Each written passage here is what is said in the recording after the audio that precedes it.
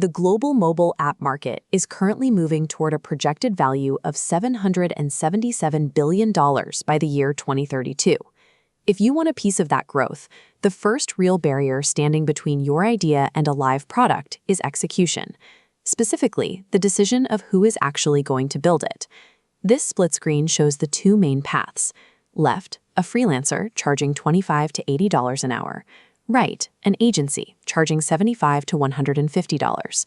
Look closely at the freelancer data. 52% experience project delays, and 34% must completely rewrite their app after delivery. Despite those numbers, the freelance market is growing by nearly 15% a year, with over 18 million registered developers. The appeal of a lower hourly rate is a powerful draw when you are working with limited capital. The hourly rate on a proposal does not equal the final cost.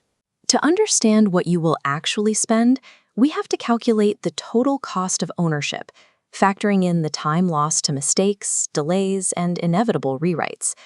Total cost of ownership combines your developer's hourly rate with the hidden burdens of building software. That includes the hours spent managing the project, testing for bugs, and the revenue lost when your launch date slips. How you weigh those costs depends entirely on who you are. A bootstrapped solo founder with tight cash is playing a very different game than a funded startup with strict investor deadlines. If you are a solo entrepreneur, your primary goal is often just getting a functional working prototype live. You need something tangible to validate your idea with early users or investors. If you are a corporate project manager or a growth stage startup, the goal shifts. Your main metric for success is zero downtime post-launch stability, because downtime means lost revenue and damaged reputation. This brings us to execution risk. When you choose a cheaper hourly rate, the execution risk doesn't disappear. It simply transfers directly onto your shoulders. Choosing a development path that conflicts with your business goals makes a successful launch significantly harder to achieve. Let's look at how these choices play out in the real world. When you agree to pay a freelancer $25 to $80 an hour, you are purchasing one individual's time and their specific, usually narrow, technical skill set. Because independent developers rarely have formal project management systems in place, someone has to manage the timeline and hunt for bugs. That someone is you. You become the project manager and the lead tester by default. Building an app requires user interface design, front-end coding, back-end server architecture, and database management. Expecting one person to be an expert in all those layers leaves severe gaps in the final product. This quadrant chart maps out the relationship between cost and execution risk. As you can see, the solo freelancer sits low on the cost axis, but extremely high on the risk axis. They are a single point of failure. If they get sick, take on another client, or stop responding, your progress halts.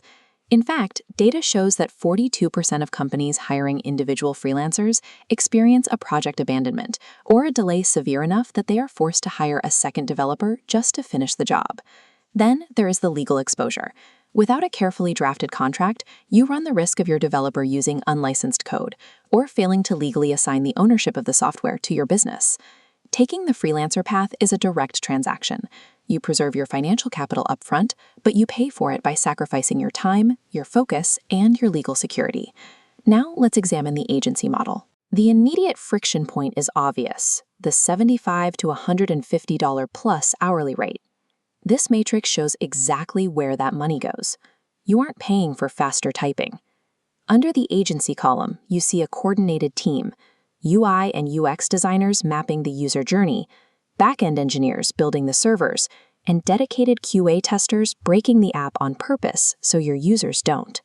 Professional agencies also operate on agile methodology, breaking the workload into predictable 2-week sprint cycles. This is their primary mechanism to stop project drift before it starts.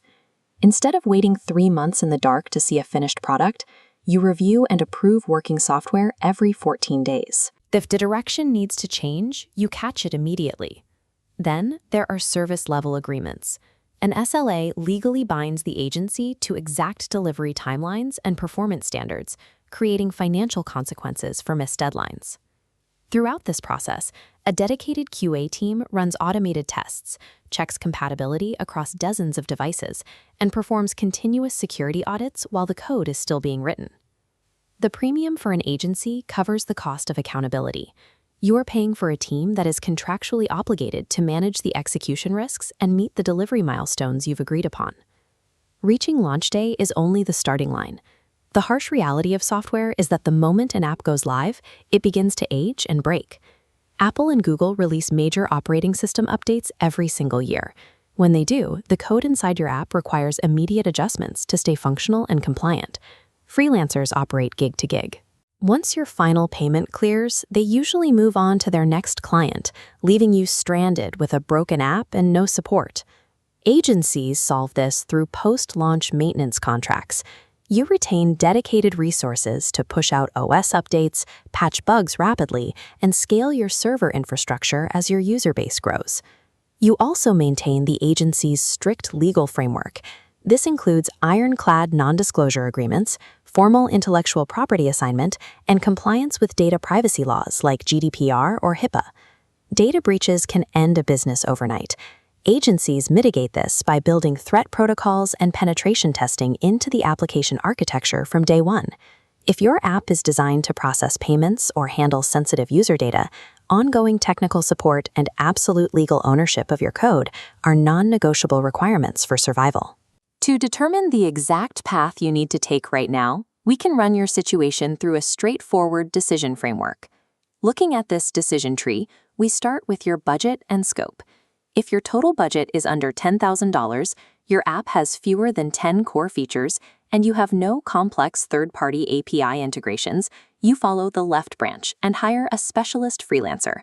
This route is highly effective if you are building a minimum viable product. When your only objective is to build a basic utility or prove a concept to early-stage investors, a freelancer can get the job done efficiently. However, if you follow the right branch, the criteria change. If you are building an app that directly generates revenue, processes secure payments, or needs to handle thousands of users rapidly after launch, you need to hire an agency partner.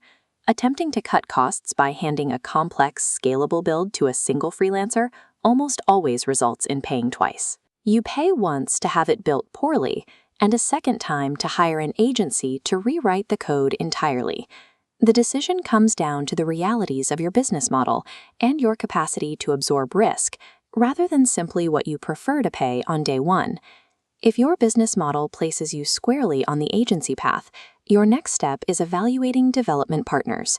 We use GrowRankers as the benchmark for what a growth stage startup or enterprise should demand from an agency. Their model combines full-stack specialized teams, strict agile transparency, and a zero-compromise approach to quality assurance.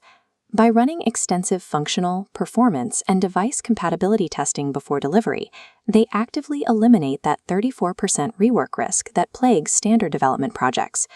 They also structure their engagements to protect founders, ensuring full intellectual property ownership from the first line of code, and providing dedicated, long-term post-launch scaling support. Core revenue-generating applications require strategic architecture and long-term engineering. At this stage, your business is looking for a technology partner to manage that complexity. Stop gambling your startup's future on unmanaged execution risk. Click the link in the description below to evaluate a true, scalable agency partnership with GrowRankers.